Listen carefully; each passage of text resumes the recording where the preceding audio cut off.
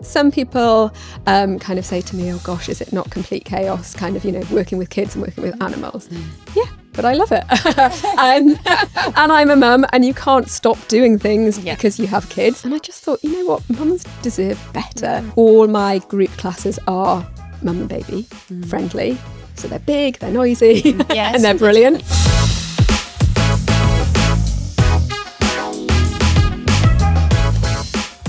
Hello, welcome to Kitchen Tales, the podcast where we talk about local small businesses in the hospitality world. We share our stories and talk about our own business as well, and just have fun and laughs. Yes, we do. And here's my co-hosts. Hello. How are you? I'm all right. Good. How's things? How's business? Business has been pretty good, actually. So loads of business lunches at the moment because we've finished off with summer, but now people are now talking about the C word. I have to say it really, really low because some people get annoyed if you start talking about Christmas. Well, everything in the shops. I mean, things have gone in the shops literally in August. Yeah. Like chocolates, little Santas. I was just like, no, come on. It's just insane. It gets earlier and earlier. So much earlier. I went to M&S this morning because I was just passing by, just grabbing something really quickly. And right on the shop window, all the Christmas crackers are out. All their cards are out. Yeah. They even have all the chocolate, the tins. Yeah. They're all out. And they said, some of them were said, coming back soon because they've already sold out. No. Oh my God. So early. Come on. But, especially when you run a business, it's too early for me. I don't want to think about it, but you have to think about it. Because now people are starting to plan for the festive season. Yeah, of course. They're planning either their holidays, they're planning parties. So I found myself with customers actually coming to me and saying, what are you doing for Christmas? And I'm like, what do you want? Because I've got no idea. So I think if you're running a business, it's sadly time to think about it because all these other big shops, they thought about it back in January. Everything is already out. So so starting to think festive season, and I'm still refusing to wear anything that's autumny or winter just yet. Yeah, so the weather doesn't change, hasn't it? But it's quite muggy still. It is still a little bit muggy, but the season is coming. Exactly. Yeah. How about you? How's work been? Fine. I'm very busy. Lots going on. I've done quite a few, like 30th wedding anniversary. I've had 2, maybe 3 in a row, which is bizarre. I've got a party coming up this weekend for 70. Had a really good party it was a lunch. It was literally the last day of summer a couple of weeks ago, and that was for 86 people. That was canapes, it was lunch, beautiful marquee in their garden, and bowl food as well. And it was good fun. Really enjoyed that and worked with some really nice people. And then I've got another one this weekend, but it's just canapes. Yeah, and that's for 70. Really busy. You're doing the things that you love. Yeah. For those that don't know, Rhona really likes making the canapes. I'm starting to learn to love them. But No, I love making canapes. No, I know it's really small and fiddly and everything, but I just no music in the kitchen. Head down and get on with it. Yeah, I'm starting to have music in the kitchen. I think I've become accustomed to it now because Z's always listening to music. But I think it takes me about 20 minutes just to get in my head. And people think it's so strange. Yeah. But I just like being in my own little world. But now I'm like, actually, a bit of music doesn't hurt. Now I might have the podcast on. Our podcast. Kitchen Tales might be on in the background. I have done that a couple of times actually to catch up. Oh, that's nice. Yeah. So that's good. Well, hopefully everyone that's watching or listening, you can have Kitchen Tales podcast in the background doing whatever activities or work that you're doing. Yes. Yes. And we've got a guest today. Yes, we do. Yes. I'm excited. Yes, I'd like to introduce Fiona from Fitter Mother. Hi, guys. Hello. Thank you for having me. That's nice to be here. It's nice to see you. Nice to see you. No, I think you two know each other, do you? Yes, we do. Tell me the background. How long have you known? Well, Fiona can explain how we know each other. Let's see if I get it right. Yeah. We were just discussing off air the first meeting, and actually I'm going to say that Colline came to one of my very first fitness classes with her firstborn. I feel like probably one of my original crew. It was the original crew. And I think it was your second one that you had just done. Freshly launched. My mum and baby class in the area. So I was a new fitness instructor at that time, and obviously I had everybody who was coming along to class were brand new. Everyone was starting all at the same time. And it was back in the day where I, in my research to offer the best possible class that I could, I'd kind of gone on and done a little bit of Facebook stalking of everyone who'd signed up. So I'd looked at everybody's profiles in an attempt to kind of learn their names. I remember that. Yeah. And so I was like, welcome, Colline. That's like 8.5 years ago, you know? Yeah. It's 8.5 years ago, because I remember, because it was before I went back to work when I was doing those classes. So yeah, he would have been like 6 months. Yeah. And you came with your son. And I remember, did. Yeah. I did. And did it work? It Did it with the children, you know, with babies, or what was Yeah, it? so this was my buggy fitness class that I run in Victoria Park in central Newbury. And yeah, the idea behind that is that we make it as easy as possible for, this one specifically aimed at mums on maternity leave, to just get out in the fresh air, meet other mums. And I know like you guys who came are all still amazing friends, and that's the beauty of it. Which is amazing. And yeah, absolutely it works. I still run that class 8.5 years on, because it was one of my founding classes and I absolutely love it.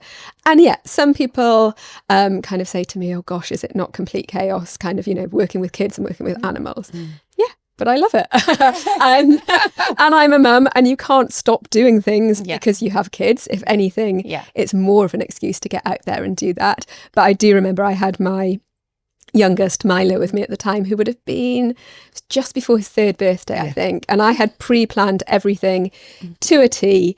You know, I knew exactly what my routine was going to be. I'd planned for all the weather eventualities. I thought I had everything sussed, learnt everybody's names. What I hadn't done was remembered to pack his snacks. So he has spent the entire, the babies at the class were amazing. My toddler spent the entire class wanting to be carried by me and crying. And I thought, well, you know what? This sets a real life example of what it's like. And if I'm not flustered by it, and you know what the thing is? That's what actually made it real, and what made all of us relax and be able to say, this is the right person that we want to be able to get us back into that fitness and going out. Because you're just seeing a mum that's running a business and also doing something great for other people and trying to do that juggle. So even though you thought you were flustered and everything, it was actually just real life to us. And we're all like, yep, we're back next week. Oh, they were. It was really amazing. So that is how you started. And what are you up to now? This is things have progressed. Yeah, I'm sure they have. So that was 8 years ago. I mean, I essentially, kind of going back even a step further, when I was on maternity leave with my second child, that was when I realised for myself that the job that I was doing and the career that I was doing previously, I used to work in events, loved it. Amazing, super fun, great when you're in your 20s and you can swan off at the weekends and you can go to and do evening events, brilliant. When you've got a growing family, it becomes a little bit more hectic. And I actually worked for a charity, and I think if you're working for a charity, you have to be in it heart and soul, 100%, and able to dedicate yourself fully to it. And I didn't feel that I would be able to go back and offer that same level once my second child came along. And I've always been into fitness on a personal level. And just because I like the way it made me feel. And I really struggled after my second was born just to get back to that place. And I haven't got family in the area. There was a gym, a chain gym that offered a creche, and I was thinking, okay, I could go, I could do a couple of classes, I could put him into the creche. It didn't work. It wasn't a relaxing experience for me. The class wasn't appropriate for my kind of postnatal body. And I just thought, you know what, mums deserve better. They really deserve better. And I think that's what us as business owners do. We identify a gap, or we think, I can do that and I can offer something a lot better than perhaps what's there already. So I quit my job whilst I was on mat leave, completely retrained.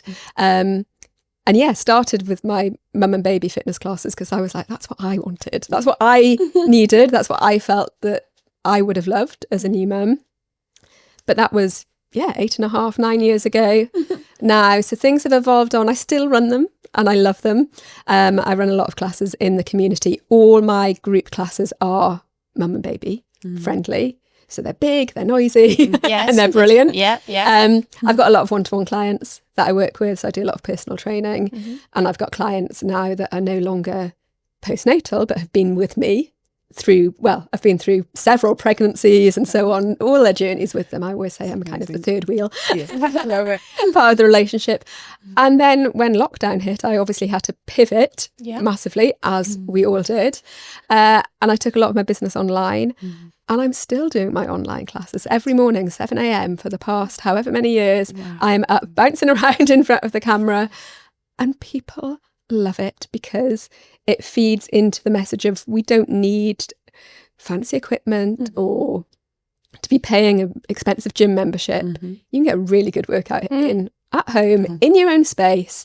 I do express workouts, so they're 15 minutes long. It's not time consuming. Kids can be doing whatever they want to do.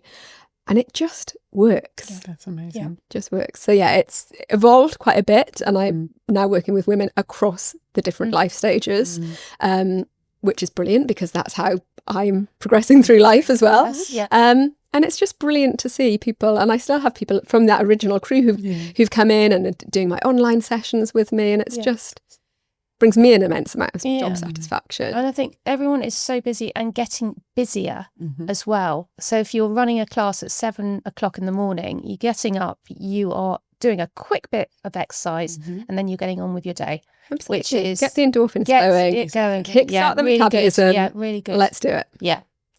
I think that's absolutely incredible. And I'm just looking at you just in awe of what you've actually built, because I feel that your brand, especially amongst a lot of mums, new mums especially, and then as you say across the different stages of life, you've become that brand locally where people know that actually if I want to be able to get a good workout, also get like friendly workout, it's one of those you just feel like you've got someone that's holding your hand and being able to say, I can do this. I remember when I came as well, it's the first time that I found out about, I'm going to say this name wrong, but when you're upsplit.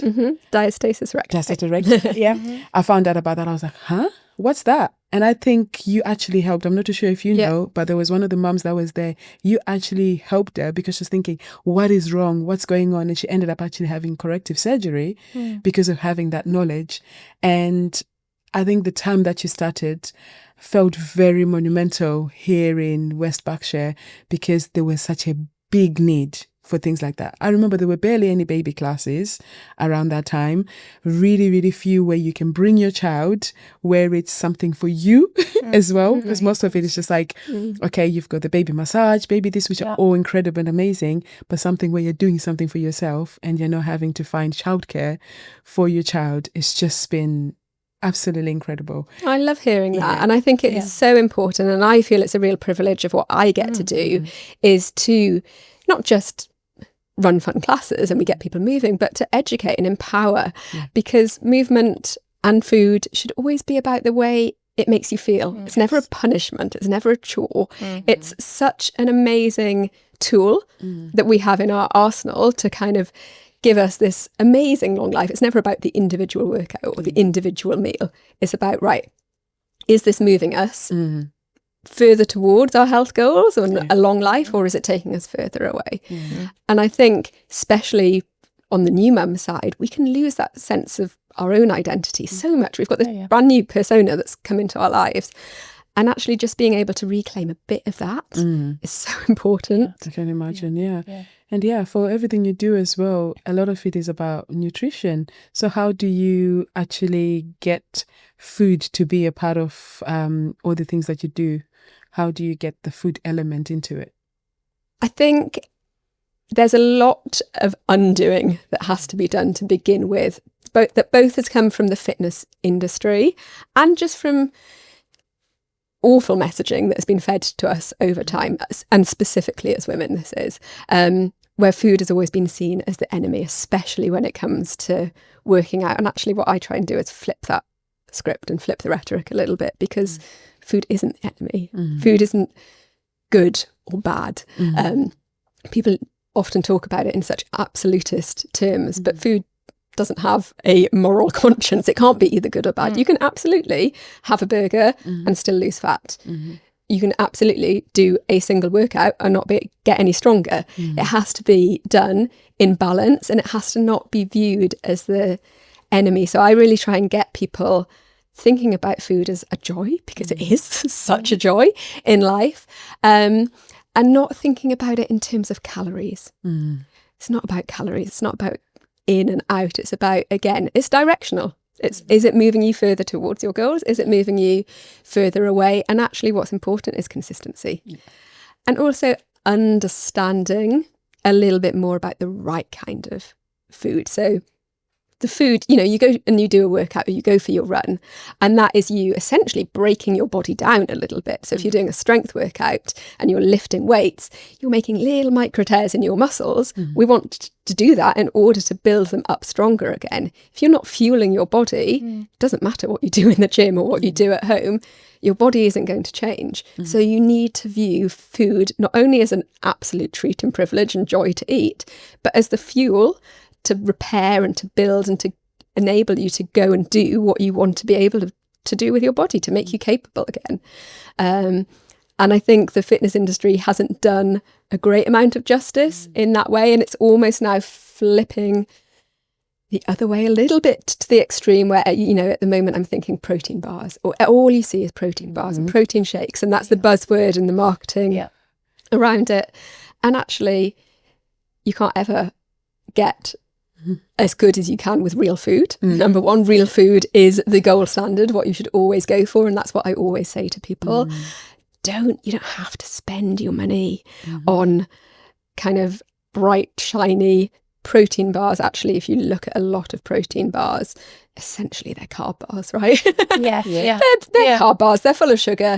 You know, you can chuck a couple of nuts in and call it a protein bar. So you've got to be a little bit wary and a little bit careful. I'm not saying there isn't a place for a protein bar, and they can fill a gap if you are training hard and you're looking for something that's really going to satiate you. But if you're just using it because you want to curb a little bit of a sweet tooth and a sweet craving, have some chocolate. Yes. Why would you have some chocolate? That's coming from the fitness instructor.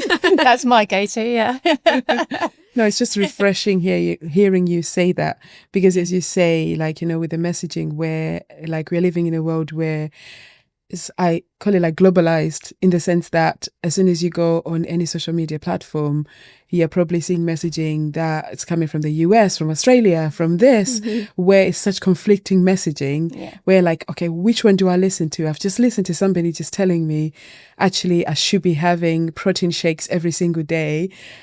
I should be having this. And I think it's like, it all just gets so confusing. And you just think, as you said, protein. Okay, anything that says protein, I'm just going to have that in my house. Okay, I'm starting to be perimenopausal, probably me, because I'm around that age. I'm hearing I need to have X. I'm just going to have that. So I think having somebody like yourself, that's really giving a messaging where it's like, there's many different elements to it. Don't just look at one thing. I think it's really, really important. It's cutting through the noise, as you said. It's cutting through the noise and getting rid of anybody else's expectations. It's also understanding what really works for you. So it's being able to tune into your own body, you know, what works for you through the ages. Is, you know, you touched on there kind of perimenopause. Again, as women, we have a hormonal cycle that fluctuates not just within the month, but throughout the course of our entire lives. And what we ate at 25 and how we worked out at 25 isn't going to work for us in the same way as it is in our later years. And you have to understand that, again, moving your body is medicine, food is medicine. And we can use both of these things to influence not just... This isn't about how we look in the mirror, right? Like, if we want to feel strong, of course we do. But it's not about the vanity side of things. It's more about the sanity. Oh, that was quite good, actually, wasn't it? I like that. The sanity over vanity. Right. I might use that. that's a good one. Just a little strapline there. But that's so important, because both of these things, food and movement, will influence hormones, will influence mood, will influence your ability to be patient with the kids, will influence your productivity at work. It's not just this fits into this area of your life and this fits into the other area. If you can get them working in unison with each other, that's when yeah, that's when the magic happens. Oh, I really like that a lot. Very interesting. One of the things that I like about watching your journey over the last few years is how you've collaborated and worked with so many different people. Can you tell us a little bit more about that? Because I know the Fitter Mother brand is not just you, and there's so many different organizations, other people that you've worked with. Tell us a little bit more about that. Yeah, gosh, it is actually, when you've reminded me about this now. And it's really great. Again, I think it's about using my voice and my platform to get the wider messaging out there. I'm really lucky in that most of my clients come to me because they want to feel better. I'm not kind of having to go out and convince people that that's what they need to do. Most people understand that on a base level. Yes, okay, I know that moving my body's going to feel better. But it's the whys behind that. So I work with the Active Pregnancy Foundation, and really about educating women about moving during pregnancy, which I think is always something that people have perhaps been a little bit scared of, or you associate pregnancy workouts with yoga perhaps. Don't get me wrong, I love yoga, but we're pregnant, not broken. We can absolutely do more and should be doing more. So it's about getting that message out there. I work with a few different brands in the fitness arena. So actually giving people, again, I guess this goes back to the home workouts, understanding that you don't need loads of crazy kit, don't need loads of expensive gym memberships, or to be doing hour-long workouts at a time. Small but frequent works really well. So just having a few key pieces of kit that you can have and just leave out. If you can see it, you're going to use it. That's my number one tip to anybody, is if your yoga mat is there in the corner, absolutely, when you wake up, even if it's just stretching that you're doing, you will do it. If it's tucked away and it's under your bed, it's not going to happen, is it? Definitely they're going to happen. And so when you created the brand Fitter Mother, did that come about because you're a mother? I've always wanted to ask you this. What made you decide on that name? And tell us a little bit about. Oh my gosh, that was a proper doodling with my pen and paper in the kitchen moment. And yes, it 100% came about because I was a mother and I wanted to put my own experience of motherhood and that shift of identity that we touched on into the brand, but whilst retaining the her, the you, and understanding that fit looks different for everybody. So I'm not saying, we're all super fit mums. It's fitter. Just be a bit fitter, move a little bit more, eat a little bit better. Just understanding that those little elements all add up over time. And the mother is the kind of wraparound, if you like. It's about creating that community, as we touched on. And that's easy to do with face-to-face classes, and it can be a little bit harder when you take that community online. But when you've got that shared element, it can come really strong. And so I do in my online groups. I've taken it off of Facebook a little bit now, and more into WhatsApp. So we do like a private WhatsApp community. I'll do a health talk in there every week as well, that I just record as a little voice note and I send it out to people. And it's that instant connection. If you know that you've got somebody there, even if I'm not in the room with you, but I'm essentially looking over your shoulder and I'm checking in, and there's a sense of accountability there on a personal level. But if it's in a group, even if everyone else is kind of chipping in saying, I haven't done this one, but I'm going to do that one, or I love that one, or I hated that one, or I still can't walk because of that one. It's great, right? It's that shared community, and it's about just being in it together. So fitter than you were before, and motherhood, because being part of the Motherhood tribe is just awesome. That's so good. That's wonderful. Right? And I think it's like, it just makes me realize I really hope that more people can be able to find your community. Because it can be quite a lonely time, especially after you've just had your baby. You just want to be able to get out and about, but in a way that's like safe. It's a really, really good way to be able to do that. So where can people find you? If someone wants to join your classes, want to find out more about you, where can they get that information? I am on all the main social media channels. Probably Instagram is where people go if they really want like a bit of inside information, because you want to have a look at what the classes look like, right? Let's get a real life example. So I post loads of videos up there. So Instagram @FizToMother, and then I've got my website, fiztomother.com. Amazing. And just to talk a little bit more, I know over the summer, or just before summer, earlier this year, you took your young boys on a trip. I would love to hear more about that. God. Because, we are mums as well. We've got our kids. And I thought it was just the most incredible thing I've ever had. I've not spoken to Rhona about this. So tell us more about the trip you took with your boys. I think I entitled it on my Instagram as one mum, 2 boys, 3 backpacks, 4 weeks. And we went around the world. Wow. And it was incredible. The reason for that was my sister very rudely moved to New Zealand a few years ago. And even more rudely than that, she took my nieces with her. So you were travelling round to get to her. we went in a roundabout way, but we had the most incredible time. And again, I just think you have to do these things. You have to do these things. What an amazing opportunity. So my boys were a little bit older. How old would they have been? This was, it was only last year. So sort of 14 and 10. So old enough that I was, it wasn't like I was taking toddlers with me.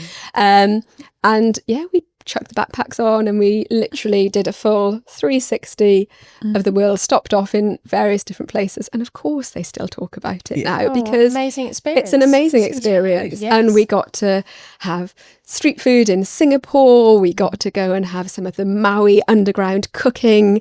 When we were in New Zealand, we had I had the most amazing cocktails when we were in Fiji. But they got to experience a swim at bar, and it was done.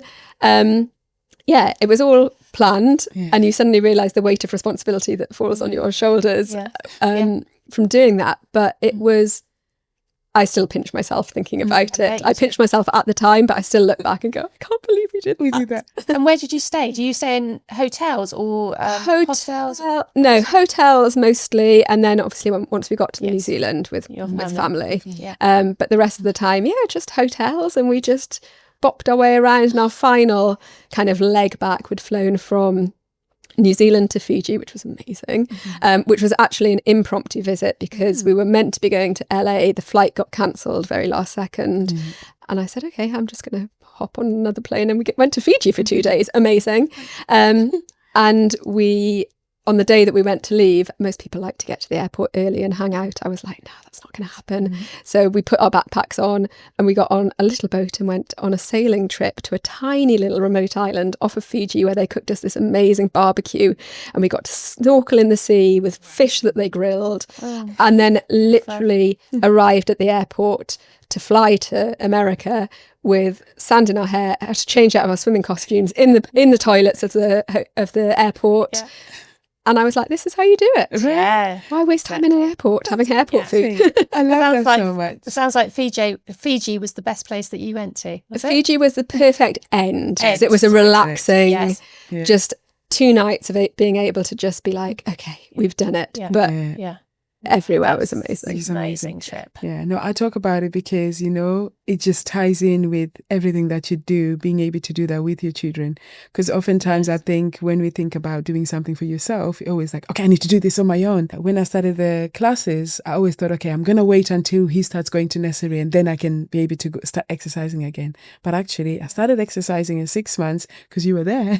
So I think it's just like a life lesson in general, and seeing you being able to do that with your boys, that actually you can do something for yourself together with your children alongside it, and it can happen. And it can happen. Yes. Yeah. Oh, thank you so much for joining us on this podcast. We're really pleased to hear all the things that you do, and I'm hoping that more people can find out about you. Thank you so much. About what you do, and we can have a bigger community of people that are becoming fitter. Awesome women. That's what it's all about. Exactly. Brilliant. Absolutely. Well, before we finish our podcast, we're always asking our guests what they're having for dinner. So what are you having for dinner today? I am having a very quick and easy, but one of my favourite go-tos, salmon stir fry. Oh, lovely. Yeah. Everything in there. Colours of the rainbow, protein, love noodles. Quick, kids love it. And it's so easy. Brilliant. I like that. Sounds yummy. How about you, Rhona? What you eat? I made a client a steak and mushroom pie last night, so I made one for ourselves. So we're having steak and mushroom pie tonight with some red wine. Oh, yummy. And I don't know what to go with it. Mashed potato maybe, and some vegetables, some green veg, whatever's in the fridge. Good. How about you? We're actually having some pizza. So I got some pizza dough from one of my favorite cafe, the Street Bake Shop. They started offering their sourdough pizzas. You can actually just go into their cafe and then just buy the sourdough in a bowl. They've got a QR code, which then shows you a video of how to put it all together to make your own pizza. Oh, that's a great So idea. we're doing that with the kids. I mean, I can make pizza base, but I just thought that's quite nice and fun. And I'll get the kids to follow the instructions to make a lovely pizza tonight. Oh, delicious. That's what we're doing. To hearing about that. Thank you. Well, thank you everyone for joining us. We hope you can join us on the next episode. You can find us at kitchen.tales or on our social media platforms and also on YouTube. Thank you.